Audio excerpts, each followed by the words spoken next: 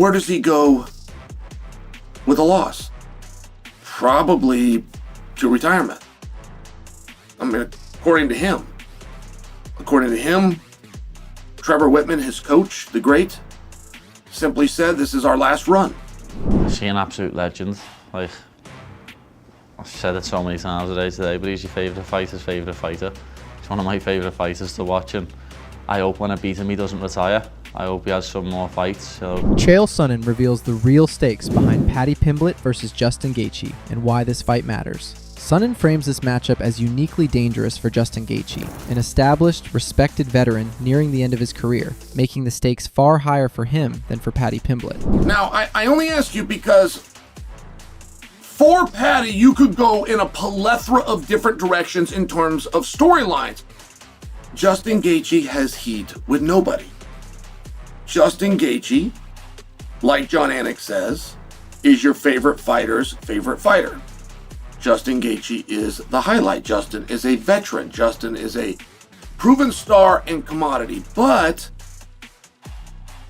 where does he go with a loss? Probably to retirement. I mean, according to him, Trevor Whitman, his coach, the great, simply said, "This is our last run."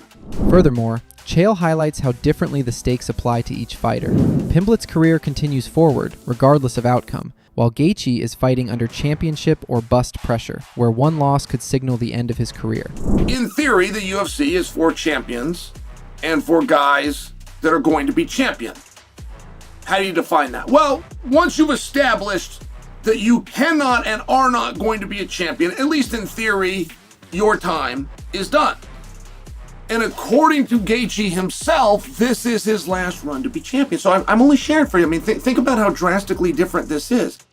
Paddy the Baddy, with a win, we assume goes into Ilya, but he could go in to Sarukian and a number of other places. Paddy the Baddy with a loss is likely to return to a main event and no less than a co-main event.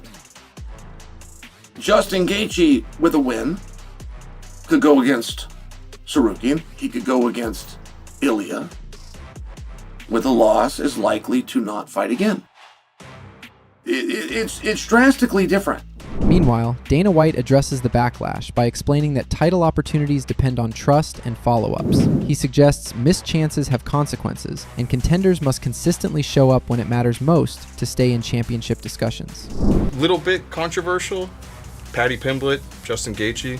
What's controversial about it? I think a lot of people feel like Armand. It should have been Sarukian? Yeah.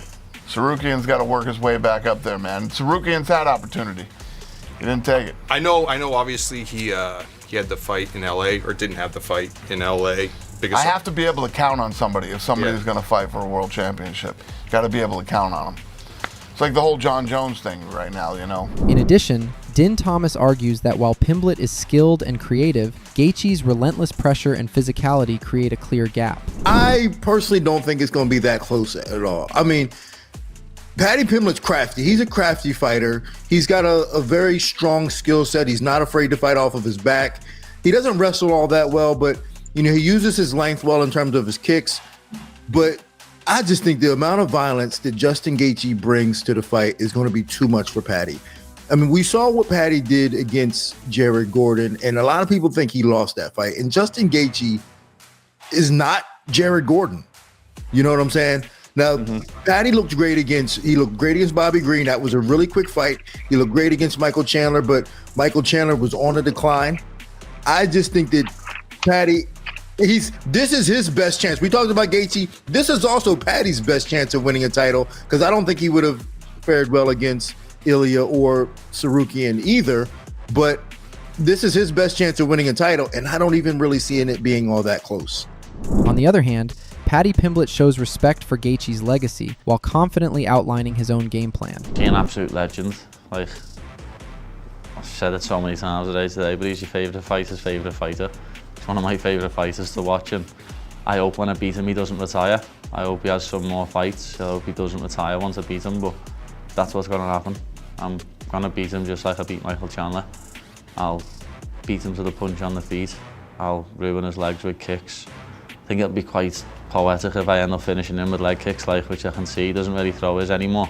He stopped throwing them, and I'm going to damage his calf, and if it does go to the ground, it'll be over even faster. However, Dan Hooker questions Pimblett's status as a favorite, pointing to Gaethje's proven takedown defense and experience against elite competition. I don't think he's the favorite. I wouldn't have him. Gaethje's takedown defense is pretty sharp. I don't see him. I don't know. Like, we just haven't seen like Paddy in there get in there that often and mix it up with the best guys in their prime. So it's a big opportunity for him, but we'll see. Paddy is smart. Like, that's just the way to do it. Like, the people that are good opportunities at the right times, and you just play the skills of, because you don't want to fight, and the fans just think because you want to talk shit about it, like, you don't want to fight Arman. So it's like, talk shit about him, discredit him, roast him on Twitter, and then the fans think that they count that as a win. Moreover, Chael Sonnen addresses Pimblett's belief that his style is unpredictable. Paddy the Baddy versus Justin Gaethje. Why are we here and where do we go from here? Very important. Like if you're a main event, those two questions can be answered by any viewer for any main event. This one's a little bit tricky, and I'll tell you why. Paddy the Baddy's got heat in 5 different directions. Paddy the Baddy and Sarukian got something going on. Sarukian versus Ilia Topuria, should he return, got something going on. Ilia Topuria versus Paddy the Baddy. Not to mention, we don't fully know what an interim championship means.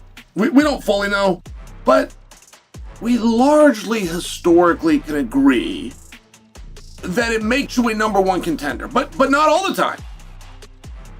We've seen interim champions not get the title fight. Similarly, Chael questions Pimblett's claim of having a weird or unique style, suggesting Gaethje has likely faced similar techniques before. Tom Aspinall versus Curtis Blades, by example. So, are we guaranteed that the winner of Justin and Paddy draws in to Ilia Topuria? Are we guaranteed of that? Now, I only ask you because for Paddy, you could go in a plethora of different directions in terms of storylines. Justin Gaethje has heat with nobody. Justin Gaethje, like John Anik says, is your favorite fighter's favorite fighter. Justin Gaethje is the highlight. Justin is a veteran. Justin is a proven star and commodity. Justin Gaethje frames the matchup as a test of pressure and resilience, expecting adversity, but trusting his durability to prevail. More consistent or more exciting when you step in the octagon. And Paddy's, with his aggression and his hunger, I think this is going to be same as every other Michael Johnson type fight, where I might get rocked a couple times, but my grit and tenacity and will to win is going to, overcome. So I'd rather, he wants both bonuses. That's the difference between age. Now I just want one bonus, performance of the night.